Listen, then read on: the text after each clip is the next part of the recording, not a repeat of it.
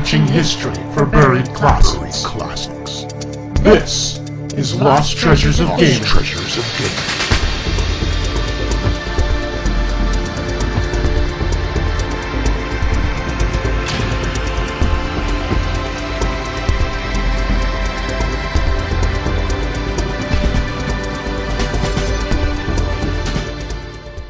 Welcome to another episode of Lost Treasures of Gaming. I am one of your hosts, Sean Evans, otherwise known as Zion Tane everywhere.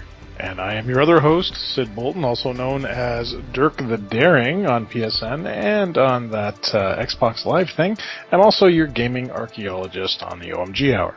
This week, we are going to be talking about a game that I have never stopped talking about. Anytime anybody talks about the Commodore 64 era of gaming, I will instantly mention Mr. Robot and his Robot Factory. So much so that Sid is sick of hearing it. Well, you know, I guess I'm not that sick because we were able to track down the creator of this game. And Sean, I actually have a little surprise for you. The Personal Computer Museum in October 2015, depending on when you're listening to this podcast, is actually having a special Robot Day where we're going to be featuring actual physical robots at the museum, but we will also be featuring this little game on the Commodore 64 called Mr. Robot and his Robot Factory. So, that sounds fantastic. If you want to play it on the actual hardware in October, come to our open house and you'll be able to do so. Well, you know, I'm always at your open houses. Go. Is this an open house, normal open house, or a game night? This is a normal open house. Open house, okay. All right. No, I will have to check that out for sure. Robots? Hey, I'm there.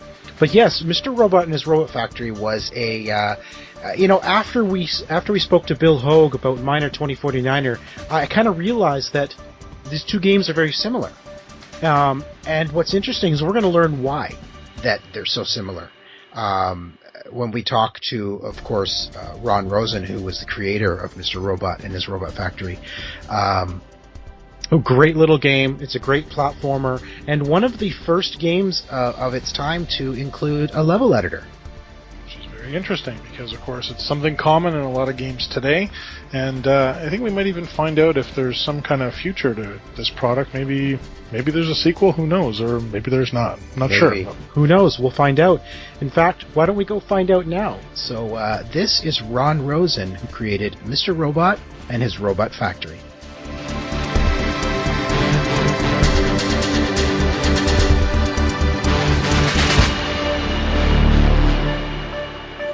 Ron, it is an absolute pleasure to have you on Lost Treasures of Gaming tonight. Thank you very much. Pleasure to meet you guys. There is one game that I have always said, every time old games come up, retro games, I have always said that on the Commodore 64, Mr. Robot and his Robot Factory was the one game I spent like half my life with. I could not get enough of this game, so I am actually so honored that you'd be on the show this week. Oh, thank you for having me. It's actually getting quite annoying with Sean and his comments about this game time. It's no, it's not that bad, but it's he's definitely mentioned it many times, which is why I wanted to set up this interview with you, because it's definitely it fits the mold of a lost treasure perfectly, because it's one of those games where I think a lot of the new generation certainly will not remember the game or maybe ever have played it. So we're hoping that sort of a new generation of gamers is going to experience this game for the first time. So, and Sean can have all of his questions about this game answered. Well, I think it's just great to have Ron on. Ron, why don't you tell us a bit about Mr. Robot, first of all, like, how did that game come to be? Was it, were you trying to kind of mimic other games, or what was the whole thought process behind creating this game back in 1984? You know, obviously it was influenced by, games like Donkey Kong and Pac-Man, and Miner was one of my favorite games as well, Miner 2049er. So I just wanted to take the elements of that. That was more of a, Miner was a character graphic game with all of the animations that were... We took advantage of a lot of the Commodore 64 and Atari 800 graphics. I believe Miner was released on the Apple first. So we just wanted to do what I hoped would be a more playable game the toolkit was almost an afterthought. I had actually written the toolkit to build the screens myself, and I showed it to the company that I ultimately sold it to, and they included it in the game, which I think really made it a breakthrough game. Yeah, well, that was one of the greatest things about Mr. Robot was you could build your own levels, and I don't think back then there were many games that gave you that tool. I don't think there were any games. I mean, there might have been a few, but I don't remember playing any before Mr. Robot. So it was close to a first, and it was really exciting. Of course, I was way younger back then, but to see people and what they could generate, and now, I could only imagine if it was re-release or something, with current technologies, playing other people's screen in almost like a Mr. Robot world type scenario. But it was really cool when I got to play other people's creations and be challenged by them rather than I believe it was 22 or 26 screens it came with, that obviously I had mastered before the game was released. But it just added a new element to gaming back then. Yeah, and that was another thing about Mr. Robot was that it was released with 22 levels. And you mentioned that Miner 2049er was an inspiration as well, which we introduced, or we interviewed, Sid, remind me. You can't remember his name? Bill Hogue? Bill Hogue, thank you. My mind just went completely blank. So we interviewed Bill Hogue just a couple weeks ago about that game, and that game came with 10 levels, and that was big for the day as well. So the fact that yours had 22 levels was incredible. Is that all it came with was 10? Miner was only 10, yeah, and and there was one other game that I can think of with a level editor that came out before yours, which was Lode Runner, but it certainly wasn't the normal thing to have as part of it. Like there wasn't, like around the time yours came out, there was other things like the Racing Destruction set and things like that. So the idea of construction, build your own kind of levels games really hit its stride around the time that yours came out. So, and of course you don't know what other people are working on either, right? I mean, games certainly had a shorter development cycle back then than they do today, but you still didn't really know what other people were necessarily working on. Yeah, and there were so few developers back then, and like you said, you could build a game. I did a bunch of other games, and there were some that I could do in a weekend, and that was including graphics and sound myself. Right. Wow. Yeah. So different than today. What was the development time like for Mr. Robot? Was it a lot bigger than your other games you had created? No, I don't think Mr. Robot took me more than probably... I had done that. I think I was working with DataSoft and DataMost back then. I think DataMost actually released it. I was in transition. So I think that might have slowed it down, but I don't think it was much more than 3-4 months total. Wow. That's pretty incredible. When you look at games today, they're like years in development. Oh, yeah, and tens of, I don't know what their budgets are, but I'm sure they're out, amazing. Yeah. Now, were you working on this game alone, or were you working with people on this game? No, I had partners. I'm trying to remember what year it was released. 1984. So 1984, I was born in 64, and I was going to go to UCSD to go to college. I ended up delaying that, and I was going to go back. So I think that's about when Mr. Robot happened in there. So I was 20 years old. I was partners with Mark Riley and William Robinson. Mark Riley and I actually went to high school together, and he did O'Reilly's Mine, which was almost like a Dig Dug, and he did a bunch of other games. And William Robinson did Tex Wizard, and he did ABC Monday Night Football. He ended up doing the first Madden. So those were the guys that I worked closely with. And then from the business side was mostly Gary Koffler. He was at DataSoft and went to DataMost with us. But the development and graphics were pretty much all me, except for the screenshot, or the title page. Right. And that was by Art Huff, who I still talk with daily and work with on other companies. Okay. Oh, wow. Now, you mentioned Donkey Kong, Pac-Man, and Miner as inspirations behind this game, but this game actually delivers a lot more than those games do, with all the different types of platforms. Like you have the bombs, you have the trampolines, but the similarities in the games are definitely there. Collecting all the dots that are on each of the levels, which is very similar to Miner. So, what kind of inspirations, or how did you come up with all these different types of platforms? Was that just sort of a way of differentiating it from everything else? Yeah, it was just basically what can I create in I think back then the Atari was color clocks, which was a 2-bit, it was 8 bits by 8 bits, but it was really 4 color clocks. So how much could I put into that? I love the bombs, because they were destructive. So I really love that because, the static game screens you could sit there and figure out, but the bombs you only had one chance, right? Exactly. Yes. So, and I think those were my favorite. I love the animation, which was very simple back then, and everything worked. They were really the Atari 800 was really an amazing platform to develop on. Yeah, I remember building whole levels with just bombs because I loved the bombs so much. Yeah, exactly. So, how did you get started programming on the Atari system? Was it something that your parents had bought for you, you bought for yourself, or how did you start out working on the Atari? It's really funny. I probably have to credit my friend Mark Riley because he had been into it for years before, and we were in math class together, and we sat alphabetically or reverse alphabetically, so he was behind me. And he was into computers, and I believe we got a job at this company called Computique selling computers. And I wanted an Apple, but they were a bit pricey, so somehow my grandparents bought me an Atari 800 for Christmas.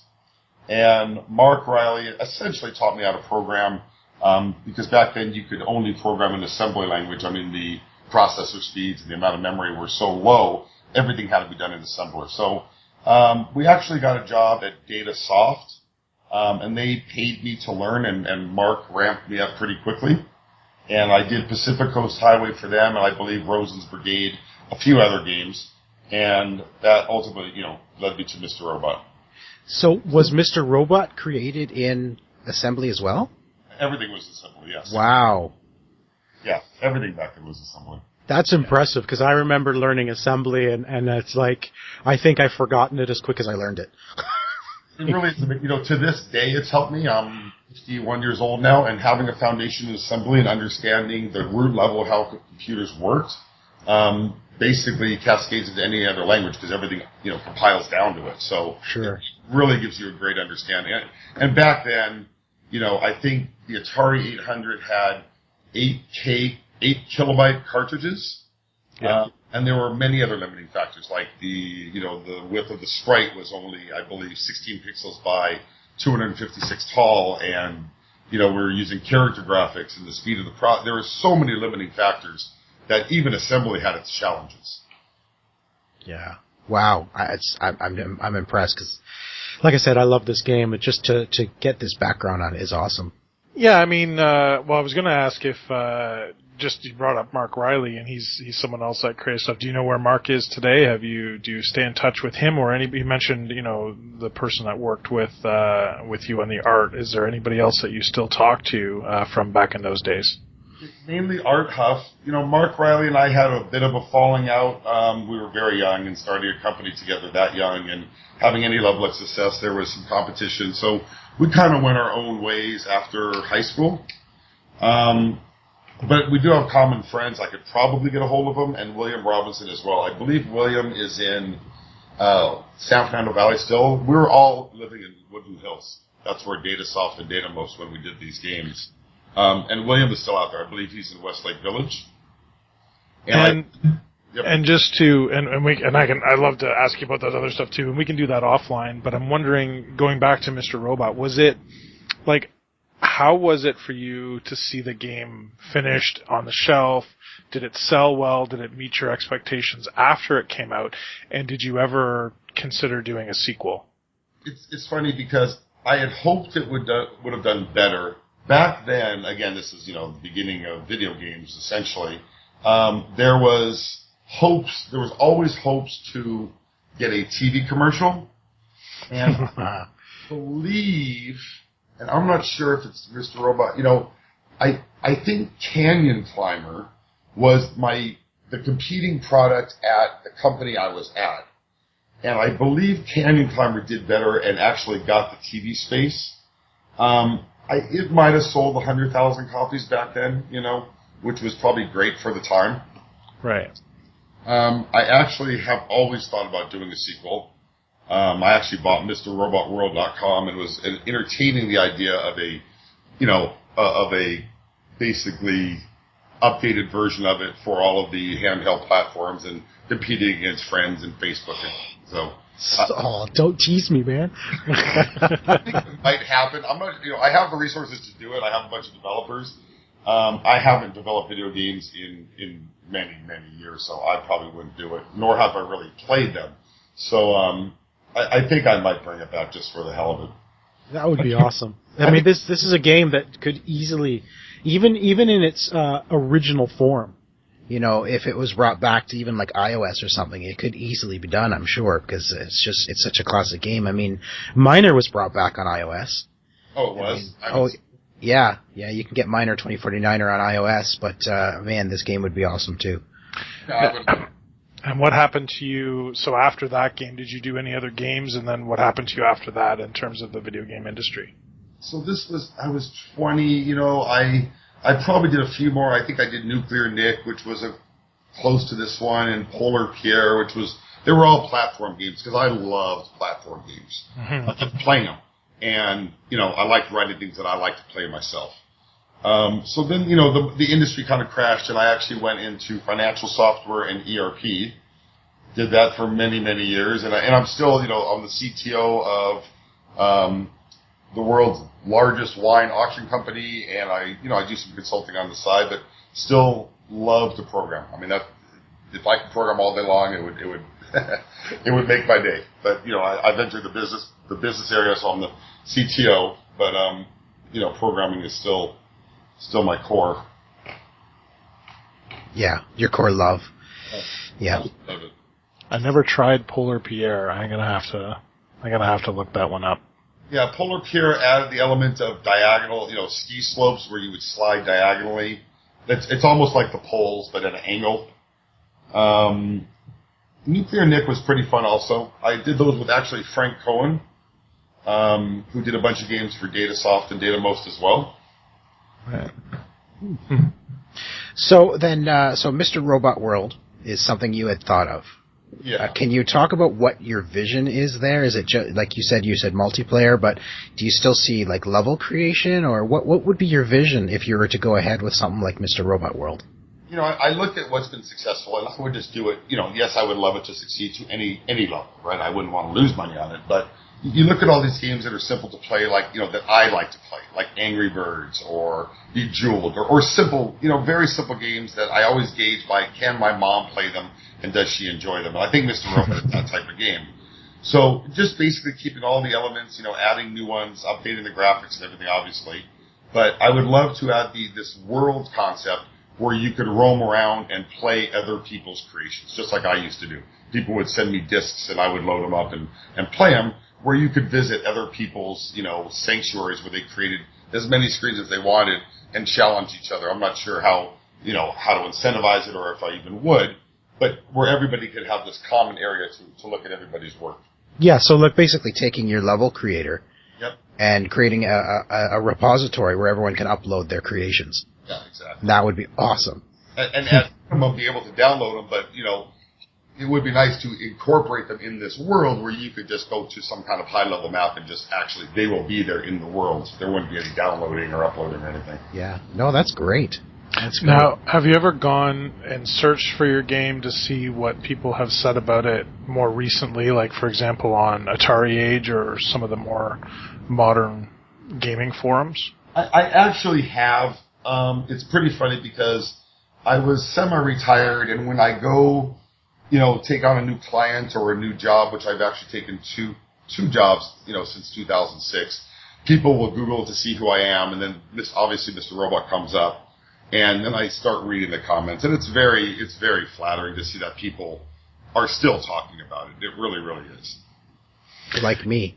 Yeah, well, I mean, I remember seeing on Atari Age there was like somebody had created a bunch of levels, and they kind of like you. It just reminded me when you were talking about the ability for people to share those levels, sort of like the way more modern way would be sort of like a Little Big Planet type idea. But certainly, even today people are still sharing the levels. It's a little more difficult because obviously they've created them and sort of they had to create disk images and share them that way. So you have to have a certain amount of technical prowess to actually be able to use those. But I found it quite fascinating when I was doing research on the game to find that, people have created levels and certainly have shared them, just in a way that wouldn't have been possible back in 1984. So it's kind of interesting to see that today and how such an old game could actually be renewed and have new interest and new levels. Because, a lot of the games that we love today, when somebody goes in and does a hack on them and changes them so that it's the same game but different levels, it's kind of like experiencing it all over again and still in a familiar way. And yet, it's familiar, but it's fresh and it's new, and so it's kind of cool to see people doing that, even with what rudimentary tools they had at the time, and then using it, the internet, of course, to share it with other people. So I just wondered if you'd noticed stuff like that being done. No, I hadn't, and it's again flattering that people are still playing it. I actually did load an emulator many years ago. And played it for the first time, obviously in decades. I didn't know people were actually continuing to do that. That's pretty amazing. And how did you do when you played it again for the first time in 15 years?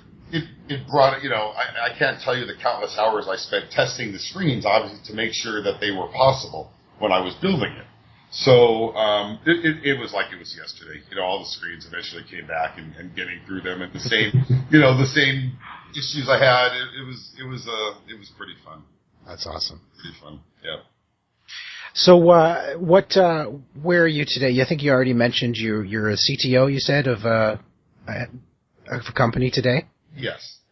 And, is there somewhere that people can follow you? Are you on Twitter, or can people find out more information about you and some of the games you've done? I have my email address, and I'm happy to give that, but I don't really use Twitter much. Okay. Tell us a little bit about some of the other games you did after Mr. Robot. Like, how many games have you done before the game crashed, before you stopped developing games?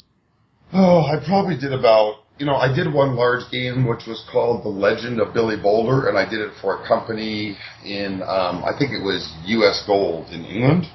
That one took me a long time, and, I put a lot of money into it. That was probably the last game that I did.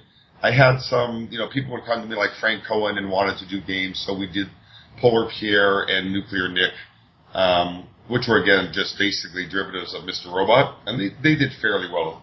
But I think the last game probably took me a year to develop, only because it was trying to introduce the concept of this world back then with the limited memory and processing power that we had. And, that was about it. So I've probably done a total of, probably 10 games at the most. Okay. And with Legend of Billy Boulder, did that game never get finished then? I believe it was released in London. I think it was the beginning of the end, back then.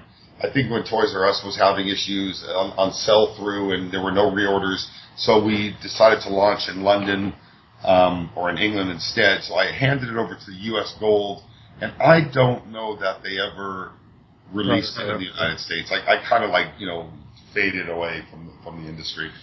And I don't suppose you've kept any of your old development stuff, notes, or any of the code. Do you still have an Atari 800 anywhere, or an Atari 8-bit machine, or no? I don't, but I could probably still quote you all the player missile registers, the horizontal blank and the V blank and the status interrupts. I almost remember like it was yesterday. Yeah, awesome. I mean, it would be so great. There are a few, old games out there where people have kept the source code, but of course, so much of this stuff, you don't really think about it at the time, of it being important to sort of hang on to that stuff, but it would be obviously great if you did, but, it's understanding if you didn't have the code around anymore, but it would be so cool to, or even to find things like, games that you worked on or things that just got started and never just got finished. It's always fun to see stuff like that. So if you ever do find anything, let us know. Yeah, I think, when you go to college and then you move and you leave home for the first time, and I had some really nice, the original artwork and plaques for Mr. Robot and Pacific Coast Highway that I had on my wall that I think I gave to either my grandparents or my mom, and then those, they get lost in the shuffle. So, it's a little bit disappointing I don't have those. But, and you mentioned that you still work with Art Huff, and so what, does he still do any computer graphics or any other art, or is he out of that too? He's like an award-winning artist for another company. He does children's books, and I believe they actually have games that they sell through the same distributors, Toys R Us and Target and all those outlets. So he does graphics. I believe he did a chess engine and cover art for like Chess Master years ago. We lost track of each other. When I got out of the industry and got into banking and ERPs, we kind of lost track of each other. And then in 2002 or 3, I left the Bay Area and got back in contact with Art. So he's a spectacular guy. So I've actually brought him into a few of the companies that I work for, but as a graphic artist. Right. Wow. It's always interesting to find out where people have gone after they work on something like this. So thank you. Yeah. Well, thank you very much, Ron, for being on Lost Treasure. It's been awesome learning about my very favorite Commodore 64 game. Like, seriously, this is the one game that if someone mentions Commodore, that's the first game that comes to mind, because I know I spent hours not just playing the built-in levels, but creating my own and just having fun. Like I said, with all the bombs, just making levels full of bombs and just like it has to be a speed run, because you got to get through them before they explode. So thank you so much for joining us today. Yes, thank you, Ron. Thank you, guys. It's been very fun. So there it is, one of my very favorite games. And there you go, Sean. I have to say, if this really does spark his desire to create Mr. Robot World, I will be very proud. Yes, and be very, fun to be involved with the creation of that, and just to see that game come out again in a different form after so long. It's always wonderful. I mean, sometimes reimaginations can be hit and miss with old video games, but I think, given Ron's track record, I didn't realize he had worked on, these other games like, Nuclear Nick I'd never even heard of, or Polar Pierre. So he'd done some really great stuff, and I think he's kind of another one of these unsung heroes of the industry that really created some great stuff, and unfortunately just never emerged from the other side in terms of the great video game crash to create and go on and make video games later on in life. So if he has a chance to do that now, I think that would be fantastic. No, it really would, absolutely. And what's interesting is we looked up before, just as we finished talking to Ron, we looked up Nuclear Nick. And it's almost like a three-dimensional Mr. Robot. Very similar looking game. You're collecting the dots from the platforms, but the platforms are three-dimensional instead of just 2D on the side. More like an isometric 3D. Right. Right. But it was interesting how he kind of took the Mr. Robot idea into another game as well. Mm-hmm, absolutely. So, that was another great interview, and looking forward to seeing if he does move forward with a new version of Mr. Robot. That would be exciting. Sid, we have some listener feedback this week. Ooh. First nice time. Feedback. Yes. So this is from Brian Devins, who is one of the hosts of the Square Waves FM podcast. And he says, "Hi, Sid and Sean. I wanted to thank you both for the great show. I love the short and concise format, and the interviews have been fantastic. I appreciate that you're talking about old games from my childhood, but also about newer games that aren't as frequently discussed as others. My wife and I visited Sid's incredible museum last summer, and I had a wonderful 45-minute chat upstairs in the Modem and Magazines section with a very nice volunteer." And I know who he's talking about here. "It turns out he was the developer of an educational game I enjoyed for the Unisys Icon platform as an elementary student in Toronto. I can't remember the gentleman's name. Sid, do you remember?" Yes, that's John Brent. John Brent. And I interviewed him on the OMG Hour about 2 years ago. He was fascinating and enthusiastic, and the game was called Northwind Trading Company or something like that. Northwest Fur Trader. Close. Northwest Fur Trader, yes. Give I'd you love points to for all the letters. That's right. I'd love to hear from him about this strange platform and its limited geography. Keep up the great work. I appreciate the unique inside perspectives your show brings to my favorite hobby. Thanks again from your fan, Brian Devons, who is from the Square Waves FM podcast. In fact, Sid, I listened to his podcast this week, and he actually mentions the show and talks about it right there on the show. So if you want to check that out, it's at squarefm.demodulated.com. And Brian, as Sean alluded to, you interviewed him on a much earlier podcast, the OMG or version of OMG Hour. So look that up, because you should have that podcast still on the website, and you'll be able to kind of get all the information you want and need about Northwest Fur Trader. So you already got something to go back, I guess, in a way. That's a lost treasure episode buried within a previous episode of the OMG Hour. Of our mother show, the OMG. Mm-hmm. That's right. I will, you know what, I will find which episode that is, and I will put a link to it in the show notes. Sounds good. It may not be there right away, but give me some time, I'll find it. So that is it for Lost Treasures of Gaming. Thank you so much for listening. Of course, every Friday night, don't forget to visit twitch.tv/GH101. And Fred Rojas from Gaming History 101 is going to stream the show, or stream the game. Scream? Did I just say scream? Well, he might scream. Yeah, did he scream during our last episode? I haven't checked out the stream to see how he made out with Dragon's Lair on the Game Boy Color. He had some technical difficulties, but he got it going, and it was and he was playing it on the Game Boy Color. Oh, wow. Pretty awesome. That's great. Through the GameCube, actually, using the Game Boy player or adapter? Yeah. Nice. But yeah, sorry. Again, Friday nights, 11:30 p.m. Eastern Time on twitch.tv/GH101. So this week, of course, he'll hopefully be playing Mr. Robot and his Robot Factory. You can follow this show on Twitter at Lost Treasures OG, and I am pretty much Zientane everywhere on Twitter, on gaming platforms, and everything, so you can find me there. And you can find me on Twitter at Sid Bolton, that's Sid with a Y. And if you do want to send us some listener feedback like Brian did, and we appreciate that, Brian, send us an email to losttreasuresofgaming@gmail.com. And we're always looking forward to your feedback and also suggestions on games that you think are lost treasures. And you never know, maybe like we did with Mr. Robot for Sean here, we may cover it for you. If you want to check out the show notes to find out links to more information about this episode, please go to omgnexus.com. So that's it. Be sure to listen to the next episode of the OMG Hour to get a sneak peek as to what we might be talking about next week. And that's it. Thanks for joining us. We'll be back again next week. See you soon.